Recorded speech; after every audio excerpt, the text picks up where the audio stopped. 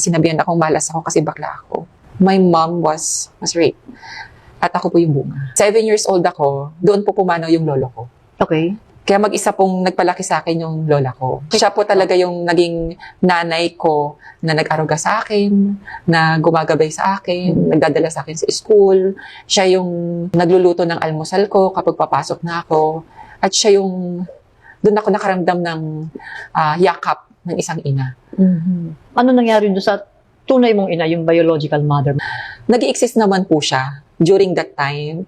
Pero wala talaga yung pag-aalaga niya sa akin. Bakit ganun siya? Ang kwento po sa akin ng lola at saka ng tita ko, my mom was raped. At ako po yung bunga. Kasi nagtatanong ako, bakit ganun yung approach sa akin ng mother ko? Mas mahal ako ng lola ko. Mas nararamdaman ko yung pagmamahal, yung tunay na care from my grandmother compared to my biological mother. So growing up, medyo malayo po yung relasyon ko sa mother ko. Okay. At doon ko na-experience din na every time na nag-stay ako sa kanya, doon ako nakaka-experience ng verbal, physical abuse from her. Hindi ka nagtanim ng galit sa mother mo noong panahon na yon? Honestly, dumating ako sa point na yun. Dahil may pagkakataon na nakita ko yung mother ko na nag-aalaga siya ng ibang bata, which is my auntie's children. Okay. No? And namatay yung panganay. Oo. Nung namatay yung panganay, nandun pa yung pagdadalamhati ng mother ko. Sabi sa akin ng mother ko, mas mabuting ikaw na lang yung namatay kaysa yung pinsan mo. At doon ako nakaramdam ng, Lord, bakit ganun? Is there something wrong with me? Ilang taong ka niyan? Second year high school na ako noon. Nung narinig ko yun sa mother ko. So nagdadasal ka na nung lumalapit ka na kay Lord? Oo. Because my grandmother is the first Christian sa family namin. Siya ang nagdadala sa akin sa church. Bata pala ako, mga 5 years old. Nakaramdam ako ng pagkakaiba ko nung mga elementary na ako. Na nagkakaroon ako na attraction with the same gender sa lalaki. Crush. Doon din ako naka-experience ng pagbubully dahil yung behavior ko nung bata ako malambot. Ang gusto kong laging makakalaro noon mga girls sa school. Actually noon hindi ko pa talaga siya gustong tanggapin. Kasi ang hirap nung binubuli. Ang hirap nung sa family din na na-experience ko na sinabihan akong malas ako kasi bakla ako. Pero dumating ako sa point na what if embrace ko na lang yung ganitong buhay. Matagal na proseso po yun, Miss Ami. Kasi nung elementary ako hanggang high school, hanggang sa nag-college ako, although na alam ko na ito yung struggle ko, yung pagiging bakla, struggle ko sa gender ko, ay hindi ko alam kung paano ko siya susolusyonan during that time. Nilalabanan ko siya, pero ang hirap labanan, Miss Ami. Yung parang nakakulong ako no time na ito yung sinasabi ng family ko na malas ang pagiging bakla. Ito yung sinasabi ng mga tao sa paligid ko na hindi ako normal. And then nung college ako, doon ako nagporsige na maging working student. Okay. Ang trabaho ko noon, pag-join sa mga pageant. So, ang ginagawa ko noon, gagamit ako ng mga wig para sumali sa pageant. And then also, payat kasi ako noon eh. And then, pag lagyan ako ng wig, na suotan na ako ng damit pang babae, nalagyan na ako ng makeup, nagmumukha na akong foreigner. Hanggang sa, nag-decide ako na pumunta ng Manila. Okay. Ang unang work ko po sa Manila is katulong. Oh, talaga? Oo, nagkatulong ako. Hanggang sa nakakilala ako ng kaibigan na isang trans. So, doon na nag-start. Hanggang sa sumali na ako sa mga pageant. And then, merong kumuha ng number ko. And then, pinapunta ako sa isang sagala. At doon ko nakilala ang iba pang mga transgender woman. Okay. Meron naman akong nalaman na audition. Isa itong transgender club. They called it Mr. Woman. Oh. So, ang mga guest doon, mga Hapon. Okay. Tapos pumunta ako doon. Tapos binigay ko yung paper ko. And then doon na nag-start na mas marami ako mga transgender na nakasama. At nagtrabaho na rin ako doon. Anong trabaho doon? Entertainer po. Or entertainer na kumakanta ang sinasabi mo? Or nag-entertain ano? Nag-entertain po kami in a way na sumasayaw po kami. Nag-show po kami. Show, ganun. And also, umuupo rin po kami sa tabi ng mga guests. Tapos ini-entertain namin sila, tapos mag-serve kami ng drinks nila. Ganun po yung eksena doon. Okay. So doon na ako tumatanggap ng acceptance with my other friends sa trans community. Then also, doon ako nag-earn. Narinig ko sumali ka sa rin sa Itbulaga. Ayon sa Itbulaga naman po, ito is, niyayala ako ng isang friend ko na mag-audition. Okay. So the first attempt ko na sumali doon, hindi pa ako nanalo ng daily. But in the next na season ng Super Serena, doon pa ako nanalo bilang Queen of Flowers. At dumating na ako sa point na para talaga magmukha akong babae, nag-take na ako ng hormones. Dahil nga gusto ko na kapag bumalik ako sa probinsya, gusto kong patunayan sa pamilya ko na ito na ako. Meron akong maipagmamalaki sa inyo Para matanggap ka nila. para matanggap niyo ako. Sige. Para maipagmalaki niyo rin ako. At hindi niyo sabihin na malas ako. And then, nung time na nakapagbibigay na ako, bilang breadwinner sa family, nakakatulong na ako, doon nila ako natanggap.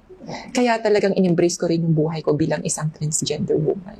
Dahil doon ako naka-experience ng pagmamahal. And then, after nun, may nakilala ako na isang American guy.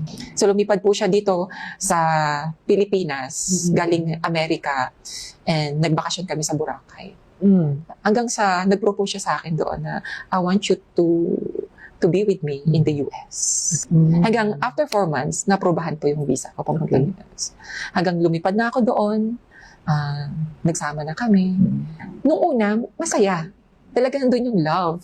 Pero habang tumatagal, naka-experience ako ng culture shock. Pagdating pala doon, ang kultura ng mga Amerikano, pagdating sa pamilya, they are very independent. He provides everything that I need.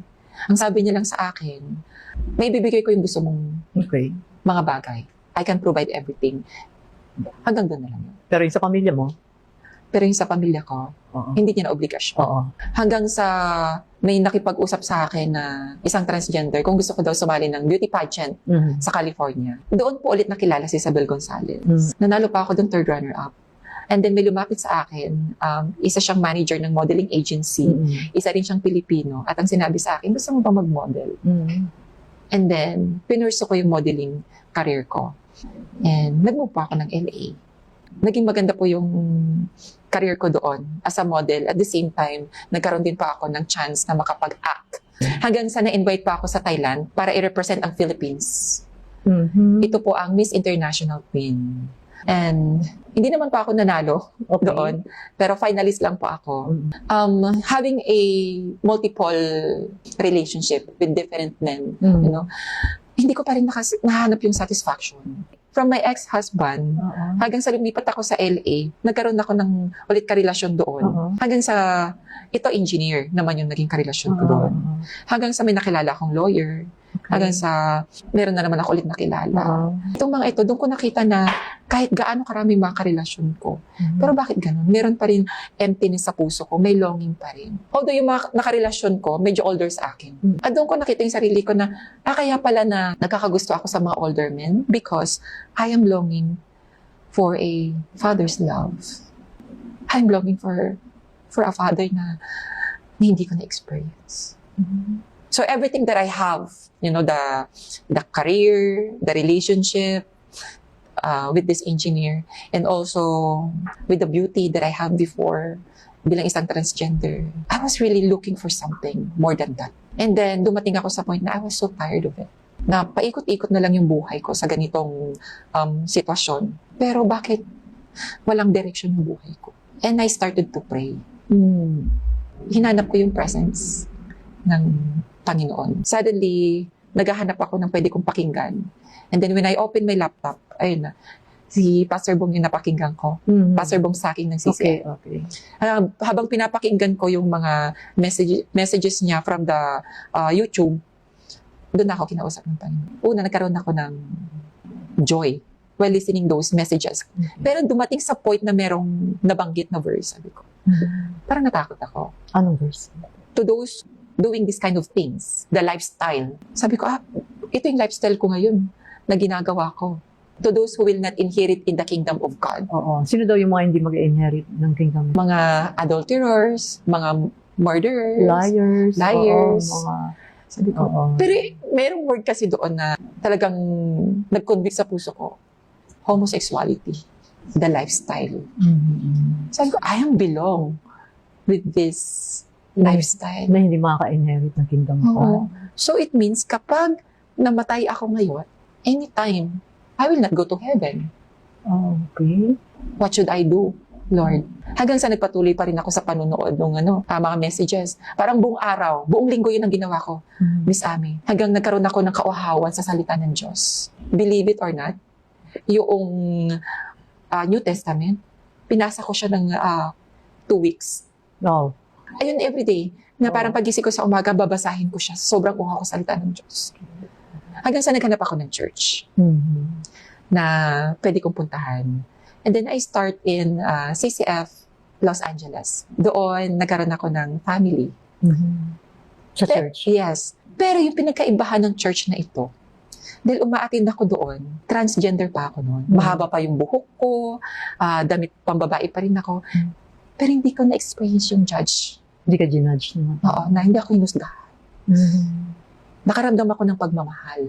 Tuloy-tuloy lang ako umaattend, even sa Bible study, sa fellowship. Nakapambabae ka umaten? Nakapambabae ako umattend. Oo. No one told me na dapat ganyan ka, dapat ganito ka. Dumating sa pagkakataon na, what if kaya bumalik ako sa dati kong buhay ulit bilang isang lalaki. After the Sunday service, Okay. pumunta ako sa barbershop.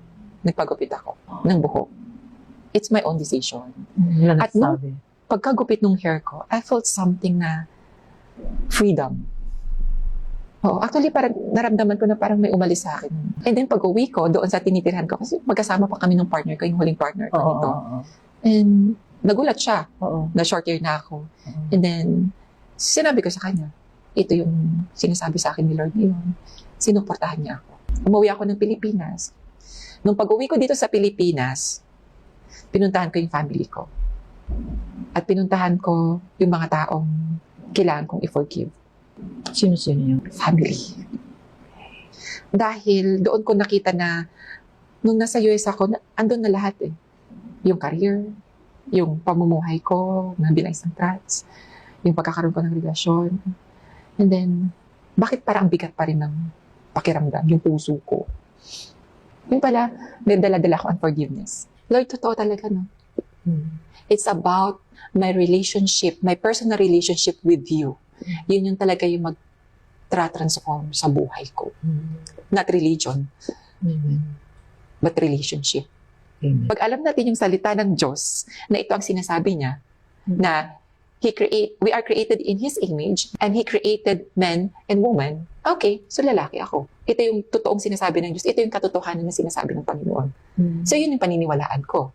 Kasi dito sa mundo, Miss Ami, kahit anong sabihin ng tao, depende yan siniisip nila eh. Na kapag sinabi mong ito yung mali o ito yung tama, it doesn't matter. Kasi kahit ang mali na, nagiging tama na rin eh. Pero the question is, what is the will of God? Ano nga ba yung kalooban ng Panginoon regarding with my gender and with my identity? At ito yung kalooban ng Panginoon na sinasabi niya na totoo. I am a man and I'm His child. And from that moment, na nalaman ko yun, oh nga, ito yung buhay na binigay sa akin ng Panginoon that I need to embrace. Ito yung dapat kong isapamuhay. Yung katotohanan. Nayakap na ng buong buo yan. Masasabi ko ngayon. Hindi ka na babalik sa dati. Masasabi ko ngayon na hindi na ako babalik sa dati na kung saan andun yung masamang bangungot.